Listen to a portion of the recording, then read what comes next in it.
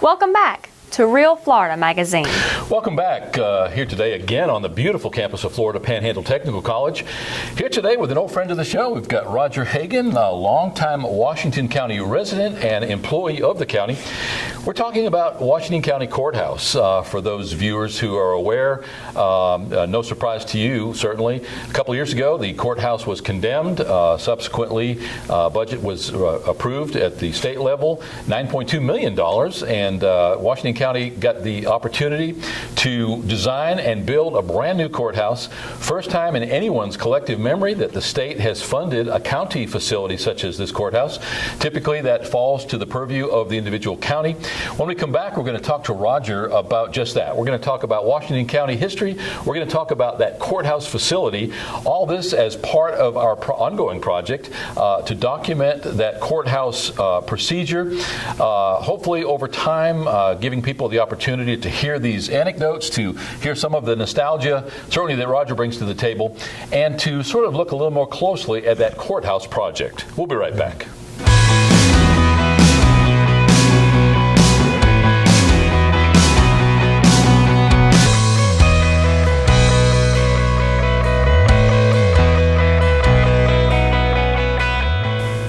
Welcome back. As mentioned, our guest today is Roger Hagan. Thanks for making the trip down here today. It's always a pleasure to be at Florida Panhandle Technical Center. Technical College, isn't it? Well, it is. I wasn't going to correct you, but Martha Compton, director of the school, would probably slap my wrist if I didn't. I apologize to Miss Martha. Before we continue, though, on that subject, for many, many years, Washington Homes Technical Center being a hub for some of the agriculture and the mechanical skills. This school turned out lots of cosmetologists and welders and heavy equipment operators, commercial driver's license, bus and truck drivers, lots of those. More now looking towards some of the growth industries, cybersecurity and pharmacy tech and some of the higher end programs. This fall, starting our brand new drone program, teaching people how to safely operate, more importantly, to be legally licensed to operate a drone under FAA licensing. All part of the effort on behalf of Martha Compton, director of the school, as well as our Washington County Superintendent and School Board, to make this truly what has become the jewel of Washington County from an educational point of view. So we're very fortunate to have it here. We are, and those that had the vision some 50 years ago brought us to school and continued to progress. It's been one of the great assets to Washington County, in my memory, certainly. It's interesting. People drive by here every day and don't know that it's a school. Like they don't know if it's a prison or a school or some kind of a county facility. But even those who have been here most of their lives, some unaware. I was surprised as we walked across the campus today, as compact as it is, how many facilities we have and how many programs. I believe you told me some 40 programs, and certainly the design, the utility, everything is just amazing here. It is. I congratulate you and again our school board and our school systems.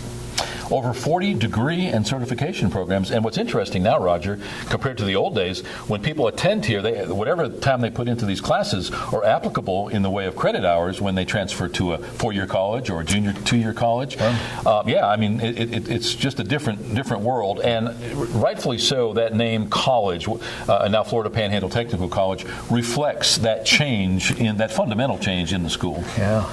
And I suppose today we're going to talk about change, aren't we? That's why I'm here, aren't I? Yeah, it's interesting. Nobody likes change. When we look back, we like to be nostalgic about that change. But at the moment, it's a little bit painful generally. Nobody likes to change when you're used to having your hair parted on one side or start shaving on one side or having your coffee at certain places every day. Change is never really something we embrace.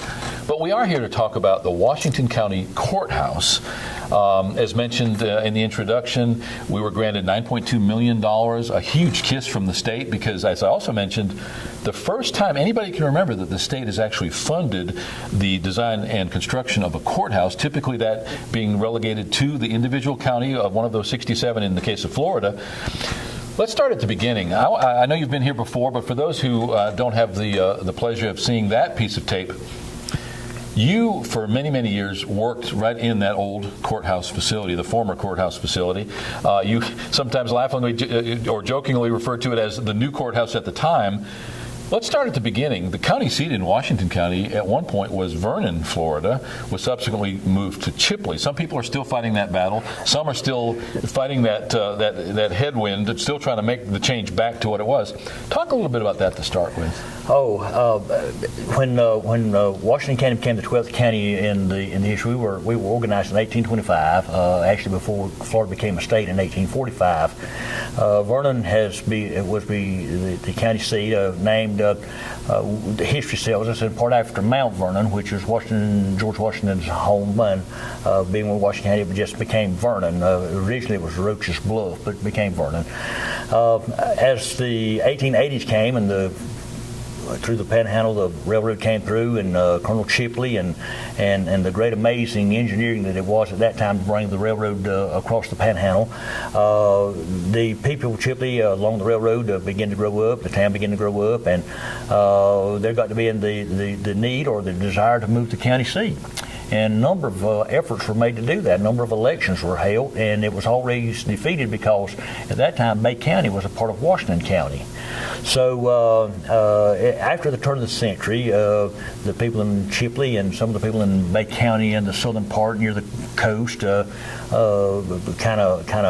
the story is got their heads together, and by creating a new county, by creating Bay County, we would cut off the bottom portion of Washington County, and that would make the population shift be more towards Chipley. Actually, there was an election after that happened that was lost by the effort to move, but in 1927, the effort to move the county seat to Chipley passed. An interesting thing is that the courthouse down in Vernon was built in, I'm thinking 1896, which my granddaddy can remember when it was built. That courthouse later became a school that my father went to, and he remembers when this one was built. I don't remember either one of those older courthouses, but now this one is going to be built in my lifetime. So at least 3 generations of my family has seen a courthouse built in Washington County. My wife says sometimes I should have been born 100 years ago. Well, at this rate, maybe I'll be around when the 100-year anniversary comes around, and we'll see the next one. But certainly it's an amazing thing. And the courthouse, when I went to work there, was some 35 years old, maybe 40 years old at that time, and now it's approaching 80 years old plus, and so it was about half as old as it is now. So I've been privileged to work in it a long time. Well, around that 80-year mark is when there started to be issues noticed with that courthouse facility. Ultimately, pieces of the building were falling off. You were not actually working in the building at that time, but talk a little bit about that progression and what led up to the courthouse being eventually condemned. In the mid-1970s, there were some monies that became available to the county, and there was a kind of a more of an interior facelift than any real structural thing. We weren't too far removed then from the days of segregation, and there were still bathrooms and seating areas and separated things for the black community and the white community. We still had a few signs that I found after I went to work with the county that had been then long since stored, colored seating, colored fountains, and things like that. So as that move away from that, it was a good move. It was a timely move, and as that began to take place, the building itself was not so much kept up, but some cosmetics was done. The courtroom was reworked, made a beautiful courtroom, but when they closed off that top then, it actually became, because of some openings under the eaves of the house, it actually became a haven for bats and pigeons. And of course, from where bats and pigeons is bat and pigeon droppings and air quality. We began to have people who were affected by that. We did some environmental things, tried to seal the windows, tried to do some things like that, but eventually it didn't happen. Along with that, there was a basement built in that courthouse, but just off of the parking lot, those basement windows received all the water that ran off the parking lot. After the parking lot was paved, all the water ran into the wells, and then they overflowed into the building. Public records began to be damaged, structure began to be undermined, and eventually it just came to the place that the local monies, the problem was that the local monies was just not able to keep up with the amount of repairs.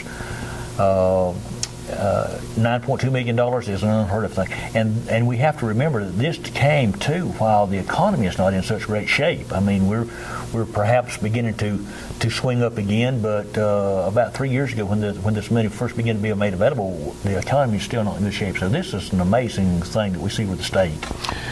Yeah, and when you're talking about those kinds of monies, especially coming from state funding, the Kate Smith Elementary School, which is almost at completion right now, was built for $26 million. The County of Washington received those monies from the state at a time when money was available from the state and construction was at an all-time low. So prices were low. There was a lot of competitive bidding in that construction and design process. So Washington County got a lot of money and had to pay just a little bit per square foot to get the school built. Right now, and it is a state-of-the-art facility, we have school districts from all over the state and all over the southeast coming to Kate Smith, looking at the facility, and telling the Florida State Legislature, in the case of the people that come from within the state, this is what we want. Well, what they're getting in return is the fact that monies aren't available, and if we give you any money at all, it'll be about half that much, and construction costs have nearly doubled since the inception of this project. So they're only getting about 25% of what we're getting. So we actually had everything perfectly aligned, and so we got a much better facility at a much lower cost than ordinarily you would, especially today.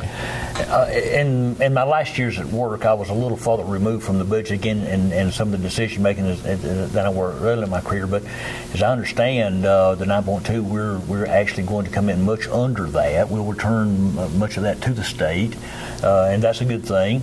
And we're going to have a facility. Anybody that's driving by now on Highway 90 and sees it's really taking shape. I mean, you can really tell what we're looking at now. It's not a hole in the ground. It's not the skeleton, but it's really good. And actually, the design has kept and the color schemes have kept very closely to that old courthouse. A lot of people up in arms about tearing down the old courthouse. Well, this is going to be a very good substitute.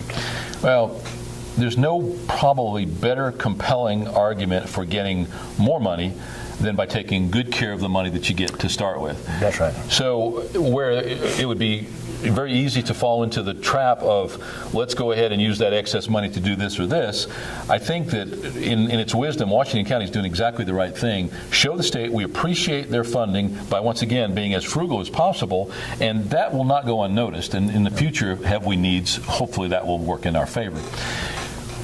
At one point, we were contacted by the 14th Judicial Circuit. Judge Chris Patterson and others from the 14th Judicial Circuit called us and said, we've got a situation, would you help us to document this? So we made several trips to the original courthouse, the old original courthouse, and we had to suit up. We had masks and goggles and gloves, and our staff made several passes through the basement and upper floors and documented, in some cases, a fur of mold and mildew on the public documents, the lead paint that was peeling off the walls, the asbestos that was poking out of holes in the walls. They got, I think, around 6 or 7 air quality EPA notices preventing people from going in the building. They literally said this is an unsafe building.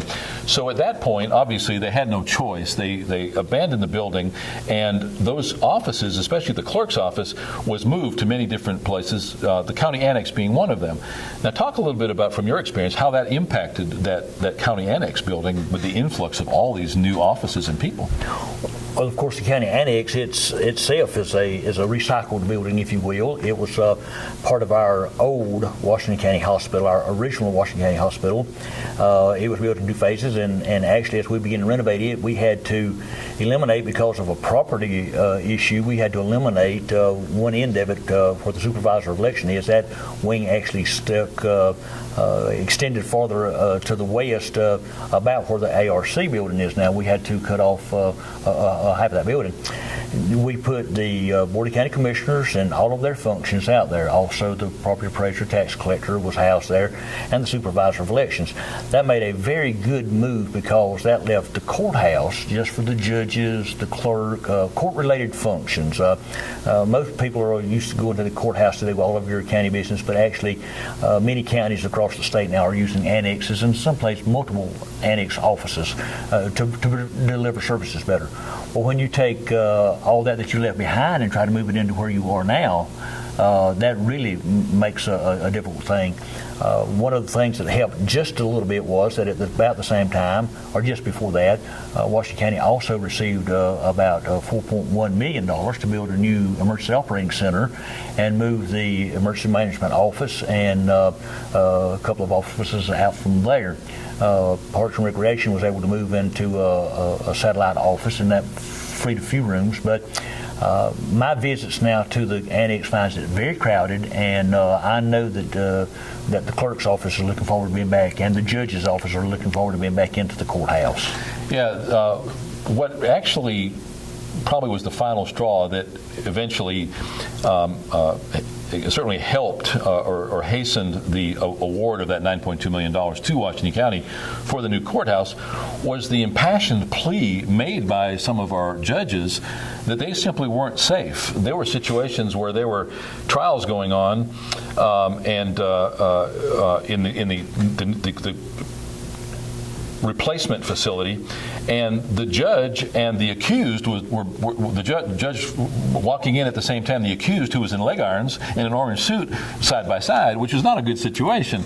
There were many times when judges had to go out into their cars, as instructed by bailiffs, and wait in their cars while family members were either ushered in or out in a particularly controversial trial. So we've seen judges shot. We've seen, and that brought about a lot of the magnetometers or the metal detectors that we see. But in this case, not only did we not have metal detectors, we didn't even have individual entrances for that judge and the accused. So obviously, 14th Judicial Circuit was very, very concerned for the safety of their judges, as seen in some of those interviews with Judge Patterson and other members of the 14th Judicial Circuit. That said, the entire courthouse facility had moved out to the annex and other buildings. Now they were faced with all these court records, all of the public records, literally hundreds of years of them in that basement covered with mold and mildew. At that point, they contracted with Danny Finch, with Finch Fire and Water. All of those were moved to the Ag Center. Are you familiar with any of that process? I'm not familiar with, I am with Danny. He does great work. He's done some work for me personally, so I know that he does great work. They did, I am not familiar with where the records are now. I do not know that. But as you related to the judge, at one time, Judge Bailey was our county judge, and it was after his tragic shooting death that many of the safety issues came to light. But at one time, even in the old courthouse, Judge Bailey's office was directly behind the bench. You stepped out of the door into a tiny hall and into his office. As you rounded the corner from the door that goes into his office was the holding cell for the prisoners who was transported just across the parking lot in those days from the old jail, come up a back stair, and they were just a wall between the holding cell and Judge Bailey's office. After his tragic death again, we just don't live in the world that we used to, and we begin to see doors being closed. I remember Judge Costello and others who served our county over the years had to be escorted from their vehicle into the courthouse with a deputy and some things like that. The records is an important thing. Therein is our history, and I know that microfilming, microfiche is a wonderful thing, and it saves the essence. But those old books, that building almost destroyed literally the fact for me to touch some history.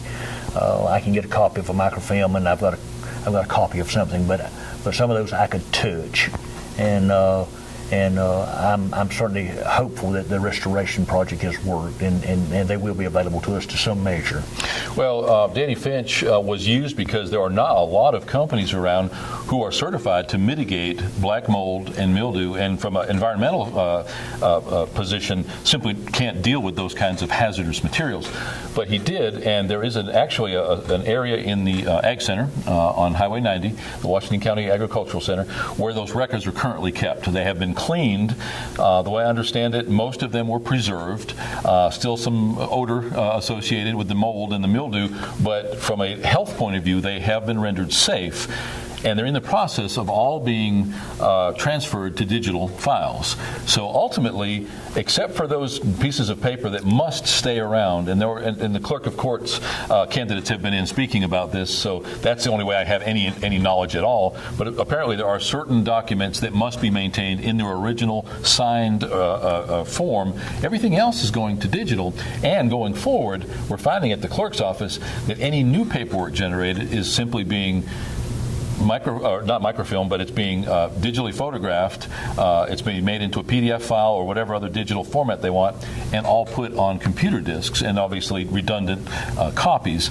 But pretty soon, you're not going to actually be able to put your hands on some of those paper products. I remember one time we had some records that were lost and had to be destroyed, and had to get the state's permission, and the Secretary of State and many people and the clerk had to go through a long process, and we actually had to destroy or to bury some of them. One piece of paper fluttered away, and I picked it up, and I talked earlier to the Kiwanis Club today about some of the history, and I talked about the whale and the water and the boiler that was in for heating. Originally, it was not a diesel boiler; it was wood-fired, and I found a handwritten note in there for whoever got the wood contract that year for like $5 a cord or some amount. That may be not the amount, but I remember seeing that. We won't ever see that again. And whoever that gentleman was served a real important role that year. He provided the wood that heated the water that warmed the courthouse, but that's lost to history now. If Danny preserves these records, they may never be useful again. I was in Washington last year. You can't read the Declaration of Independence. I didn't realize that. But I saw the parchment. And some of these records we may never be able to take apart and copy again on a copy machine, but I can go and look at it. Lots of them handwritten. When I began to work with the county, Miss Carter was our bookkeeper, and she was still doing double entry journals with pencil and wrote every check. It's just the change in the last 40 years have just been astounding. And the building couldn't keep up with the changes either. I mean, it was not wired for data. It was not wired for many things. It wasn't wired for central heating and cooling. Many of those things took place while I was working in the building. So the building just could not keep up with the time. Yeah, and then ultimately pieces of the building, pieces of the cornice at the top were falling down. There was one piece that supposedly weighed about 800 pounds. It fell on the ADA ramp, the handicapped accessible ramp, and basically just splintered that. Fortunately, it didn't hit anybody, but I think that it didn't take a whole lot of thought process to realize we need to get the heck out of Dodge. At that point, they did move. Again, they were fortunate enough to get that funding, the $9.2 million, and they've subsequently excavated the area. They've obviously had engineered and architect plans, and it's almost done. I don't know, do you know what the projected date of completion is? I think we're supposed to have it maybe be ready to be open, and or certainly near completion in August. We're only a couple of months, 3 months at the most away from being completed, and that deterioration started a long time ago. Some leaking started. The top held water. There was a parapet that built up, and it was actually the rain had come down, and then it kind of settled there, and some of the roofing rotted. We covered it with membrane and tarred, and in 1979 thereabouts, we had an employee's vehicle that was actually hit with some of the stuff that fell off. It was one of the downspouts become clogged with the cool seal or the hot tar, and it got so heavy it pulled loose and actually fell on the employee vehicle. So that deterioration and that coming apart had been going on for 25 years before we had to really begin to look at closing. You spent many years of your life in that building, in the employ of Washington County.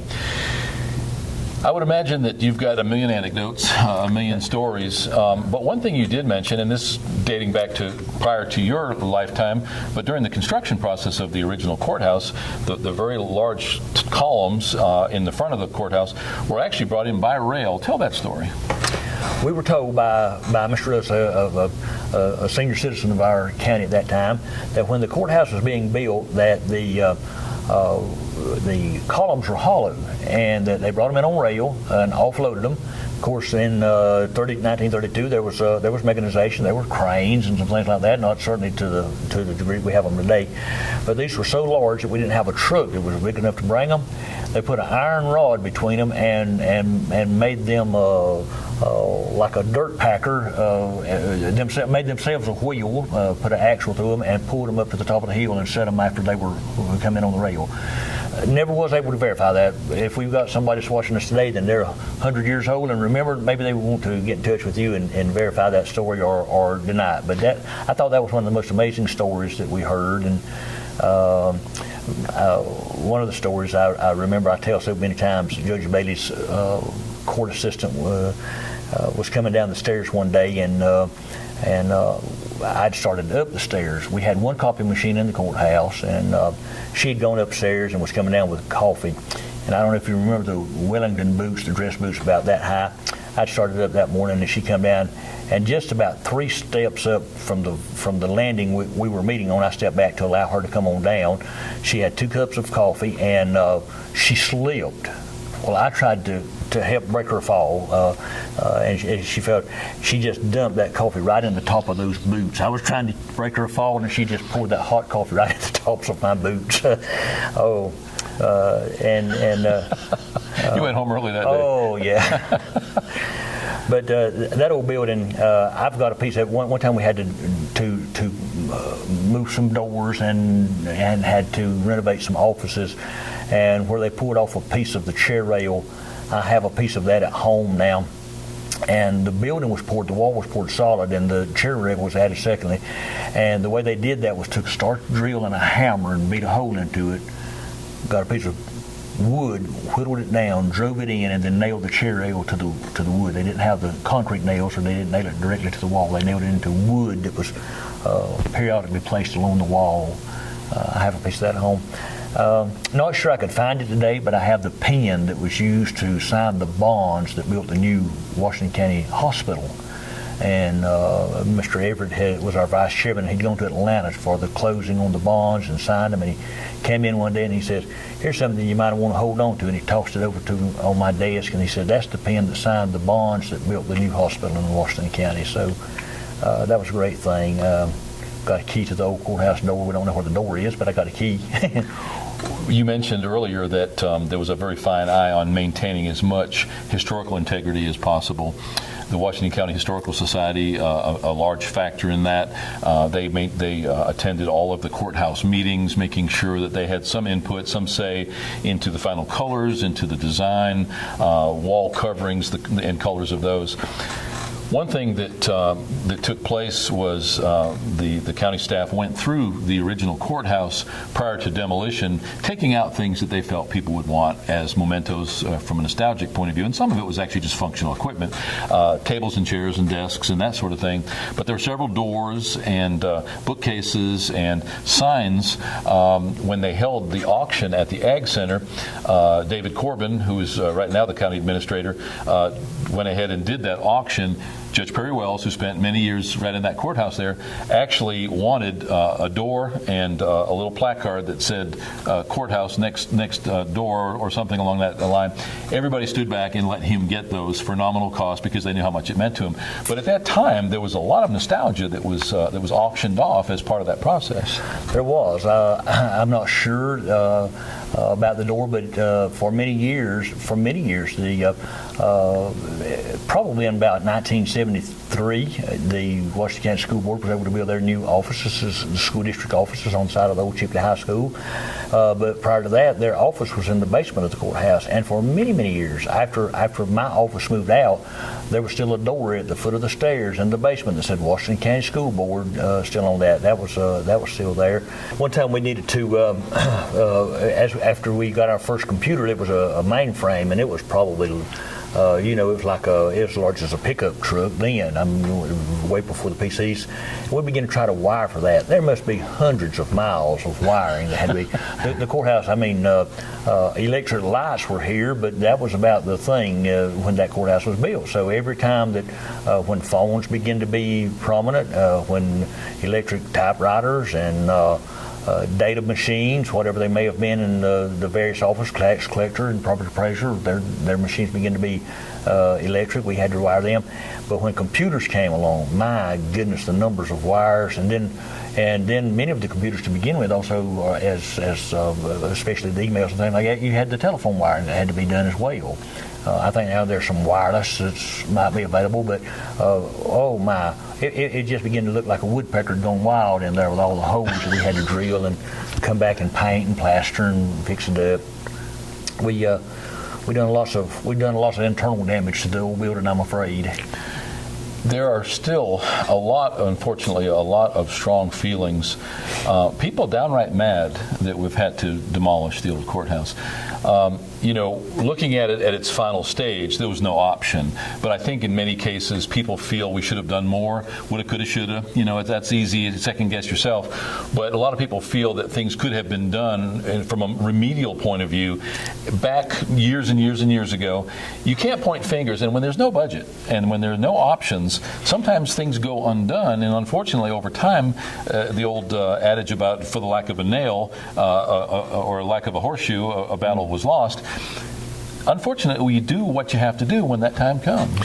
You do. Early on, I was probably in that camp that said, let's do something else.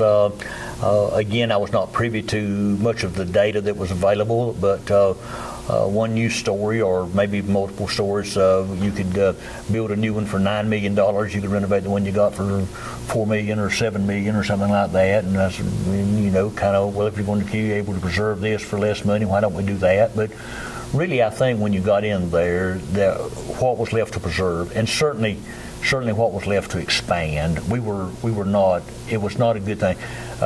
Right now, we don't have a big lawn, but we got lots more courthouse. We got more room. We got more facility. We got better parking. We're going to have safety. We're going to have sally ports that brings prisoners in. We could have never built a sally port for the old courthouse.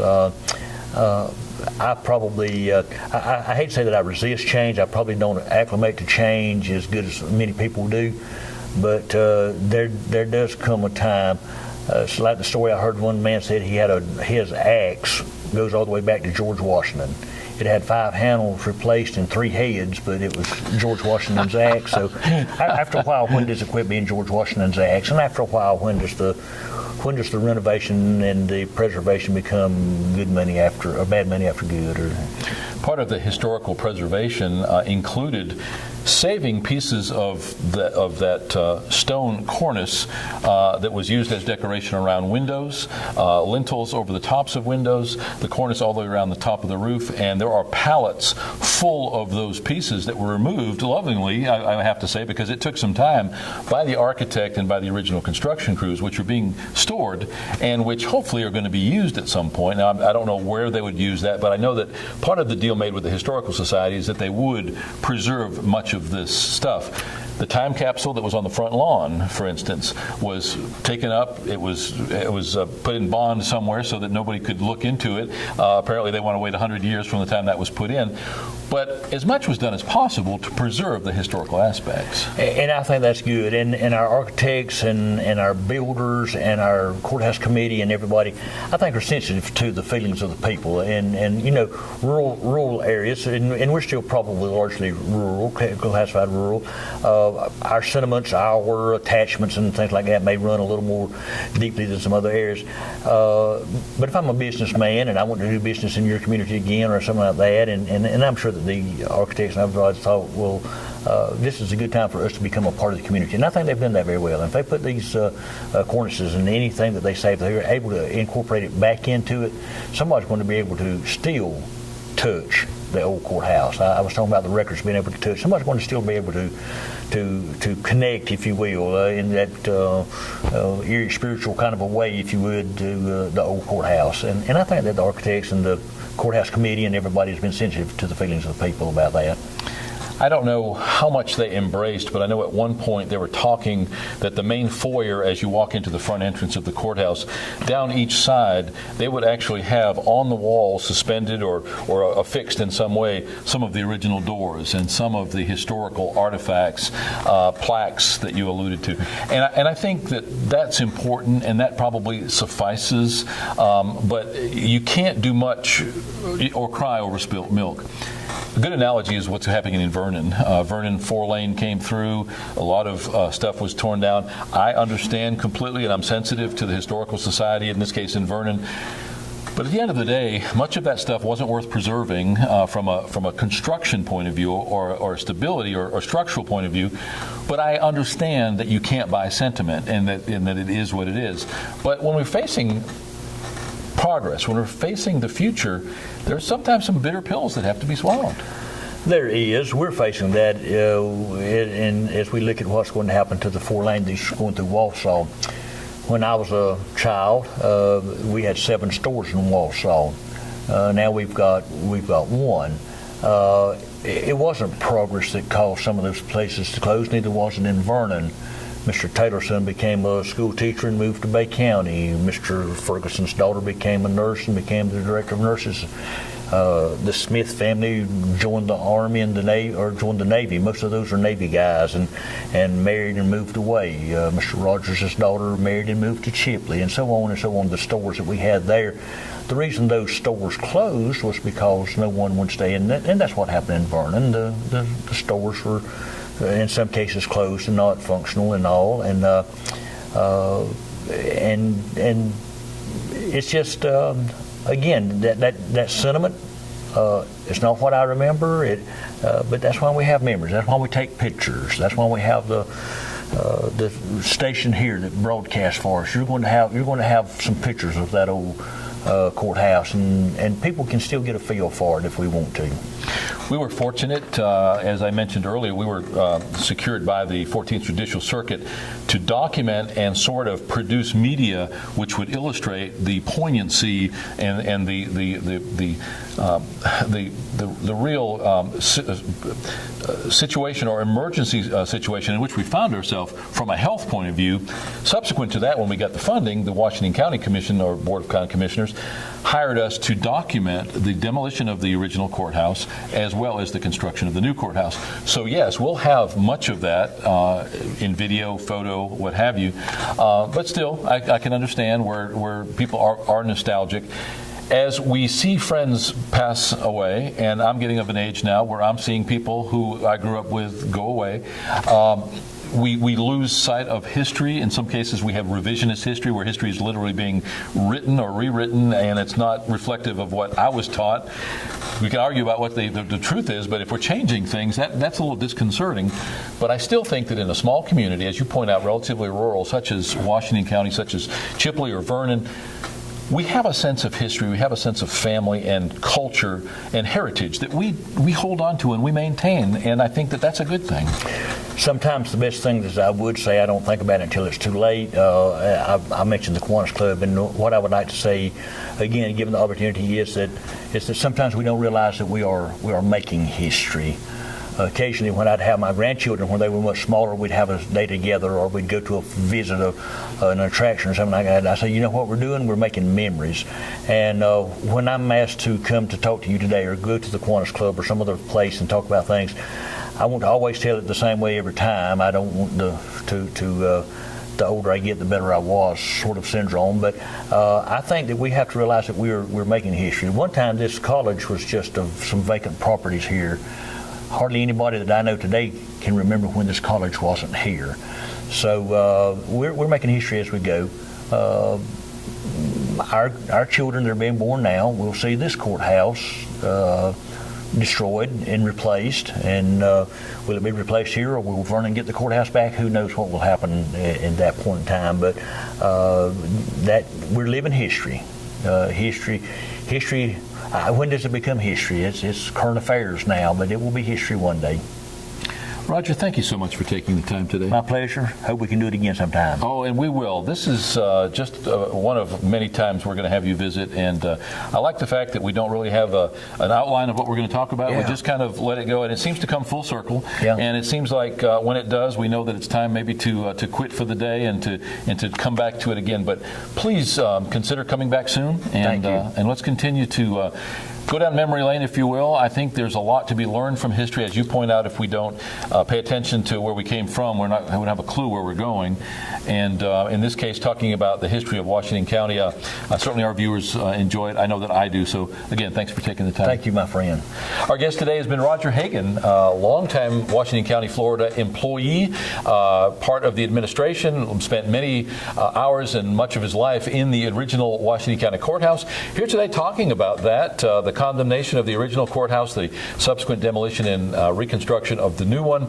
Part of our series documenting the history of Washington County. Hopefully you've enjoyed it and have learned something. I know that I do every time. Roger's going to be back with us soon, so stay tuned as we learn from Roger's perspective anyway, some of that history and heritage of Washington County. We'll be right back.